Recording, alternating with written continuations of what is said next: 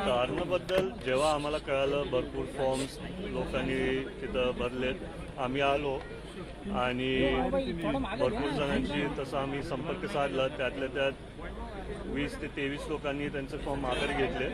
बाकीच्यांनी जे ठेवले त्यांच्या कारणामुळे ठेवले असतील. लोकांचे काय काय तसे मागणे होते. पैशाचं कोणी असं काय बोललं नाही, पण त्यातल्या त्यात कधी कधी कोणाला तरी आर्थिक थोडी मदत लागती.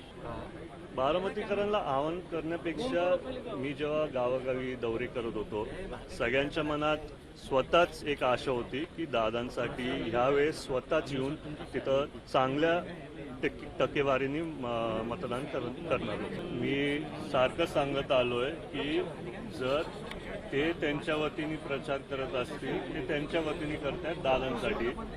आम्ही आमच्या वतीने प्रचार करत आलोय आणि आमचे मित्रपक्ष त्यांच्या वतीने प्रचार करतायत. त्याच्यामुळे दुसऱ्यांच्या मनात काय भावना ते प्रचारच्या दरम्यान बोलत असतील त्याच्याबद्दल मी नाही काय बोलणं. विरोधक कोणी नाही स्ट्रॉंग, तुम्ही बोलताय ते बरोबर आहे, पण सगळ्यांनी ही निवडणूक एक रेकॉर्ड ब्रेकिंग मताधिक्यांनी वहिनीला व दादांना विजय व्हावं म्हणून सगळ्यांनी तसं बरोबर. सगळ्यांच्या मनात तेच होतं की बिनविरोध झाले असते तर ती खरी श्रद्धांजली दादांना अर्थ झाली असते. तसं नाही झालं.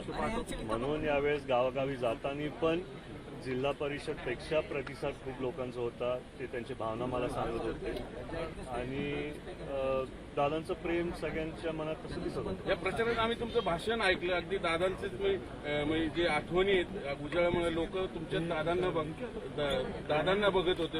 दादांसारखं कधीच कोणी होणं नाही. त्यातल्या त्यात दादांचं एक मुलगा म्हणून, एक बारामतीकर म्हणून, माझं कुटुंब जे सगळे बारामतीकर आहेत त्यांच्या मनात जर कुठेतरी थोडे क्वालिटी दादांची दिसत असतील तर ते होणारच. दादांच्या अपेक्षांना खरं उतरण्याचं सगळं ऑब्व्हियसली तुम्ही सगळं कुटुंब प्रयत्न करणार. पद्धतीने फिरत होते त्याच पद्धतीने तुम्ही फिरला. लोकांचे प्रश्न जाणून घेताना काय वाटलं की दादांना हे सगळं एवढा सगळा संघर्ष आणि आता तो पण तुम्हाला मी गावागावी जाताना त्यांचं बरोबर आहे.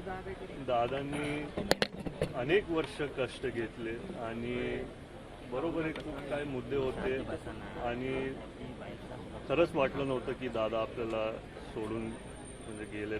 मनात पण अजून ते वाईट वाटतं, पण लोकांची एक आशा आहे आणि जर मी त्यांची कामं सर्वांची करू शकलो आणि करतोच आहे तर मी नक्कीच ते करणार आणि सगळ्यांसाठी मी ठामपणाने उभा राहणार. बारामतीचं पालकत्व मुलगा म्हणून तुम्ही घेणार का? एरवी दादाच कारभार, पण आता किती नाही म्हणलं डीसीएम पूर्ण राज्याचा पक्षाचा कारभार पार दादा केंद्रात खासदार झाले.